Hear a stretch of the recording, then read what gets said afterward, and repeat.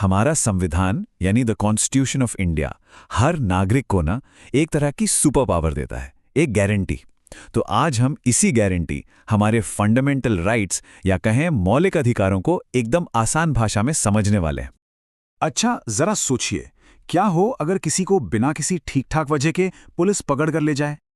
या मान लीजिए कोई किसी को अपनी बात कहने से, अपनी राय रखने से रोकने लगे तो? सुनने में डरावना लगता है ना? पर घबराने की बात नहीं है, क्योंकि इन सब सिचुएशंस का जवाब हमारे संविधान में ही है। और इसी जवाब को कहते हैं मौलिक अधिकार। ये वो बेसिक हक हैं जो हर भारतीय नागरिक को मिले हैं। क्यों? ताकि हर कोई एक अच्छी पूरी जिंदगी जी सके। ये सिर्फ अधिकार नहीं, बल्कि एक पक्का वादा है हमारी कॉन्स्टिट्यूशन की तरफ से। और ये कोई हवाई वादा नहीं है, ये बाकायदा हमारे संविधान के पार्ट 3 में आर्टिकल्स 12 से 35 तक एकदम मजबूती से लिखा हुआ है। यही वो नींव है जिस पर हमारे देश के हर नागरिक की आज़ादी और सुरक्षा टिकी है। तो चलिए फिर इस खजाने को खोलते हैं। इन अधिकारों को एक सिटीजन की टूल किट की तरह समझिए। इसमें 6 बहुत ज़रूरी टूल्स हैं जो हम सबको पावरफुल बनाते हैं। हमारी टूल किट का पहला और सबसे ज़रूरी टूल है समानता का अधिकार, यानी राइट टू इक्वालिटी। इसी पर बाकी सारे अधिकार खड़े हैं। इसका मतलब बहुत सिंपल है, कानून की नज़र में सब बराबर हैं।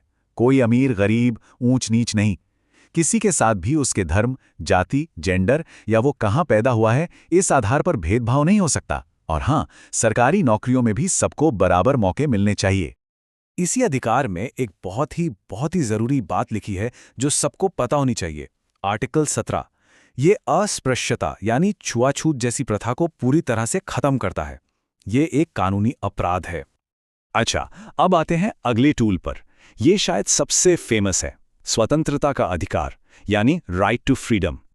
इसमें हमें कई तरह की आज़ादी मिलती है, जैसे अपनी बात कहने की आज़ादी, शांति से इकट्ठा होकर प्रोटेस्ट करने की आज़ादी, देश में कहीं भी घूमने फिरने की आज़ादी और कोई भी काम धंधा करने की आज़ादी। लेकिन हाँ, एक बात ध्यान रखने वाली है, ये आज़ादी अनलिमिटेड नहीं है। इस पर कुछ रीजनेबल लिमिट्स भी हैं। इसका सबसे बड़ा उदाहरण है आर्टिकल 19। इसे हमारी बोलने की आज़ादी की रीढ़ की हड्डी भी कहा जाता है। हमारी टूलकिट का तीसरा टूल एक शील्ड की तरह है। ये हमें बचाता है शोषण से। ये है राइट अगेंस्ट एक्सप्लॉयटेशन। ये अधिकार पक्का करता है कि किसी से भी जबरदस्ती काम न कराया जाए। और सबसे जरूरी बात, ये बच्चों को खतरनाक जगहों जैसे फैक्ट्रियों में काम करने से रोकता है, ताकि उनका बचपन सुरक्षित रहे। ये बात आर्टिकल 24 में साफ साफ लिखी है, जो बाल श्रम यानी चाइल्ड लेबर को बैन करता है। अब आते हैं टूल नंबर 4 पर। यह हमारे देश की विविधता को दिखाता है। धर्म की स्वतंत्रता का अधिकार। ये अधिकार हर नागरिक को अपना धर्म मानने, पूजा पाठ करने और उसका प्रचार करने की पूरी आज़ादी देता है।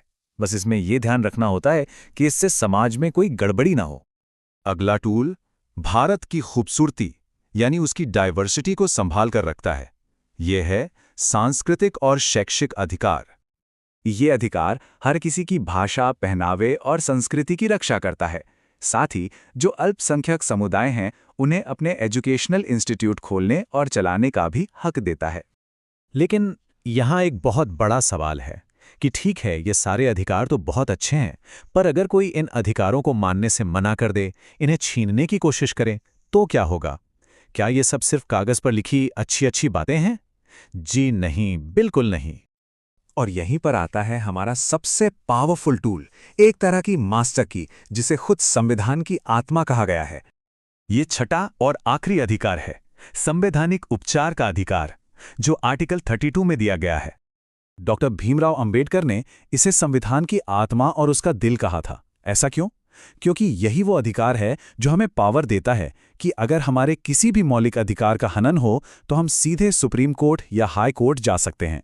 मतलब यही वो टूल है जो बाकी सारे टूल्स को काम करने लायक बनाता है। तो चलिए एक फटाफट वाला रिवीजन करते हैं। हमारे 6 टूल्स कौन से हैं? समानता, स्वतंत्रता, शोषण के विरुद्ध अधिकार, धार्मिक स्वतंत्रता, सांस्कृतिक और शैक्षिक अधिकार और सबसे जरूरी संवैधानिक उपचार का अधिकार। ये सब मिलकर हमें एक मजबूत नागरिक बनाते हैं। तो बात यह है कि ये अधिकार एक सम्मानित और सुरक्षित जीवन की गारंटी हैं। अब जाते जाते एक सवाल छोड़कर जा रहा हूं जिस पर सोचिएगा जरूर। आज के समय में इन सभी अधिकारों में से सबसे ज्यादा जरूरी कौन सा लगता है?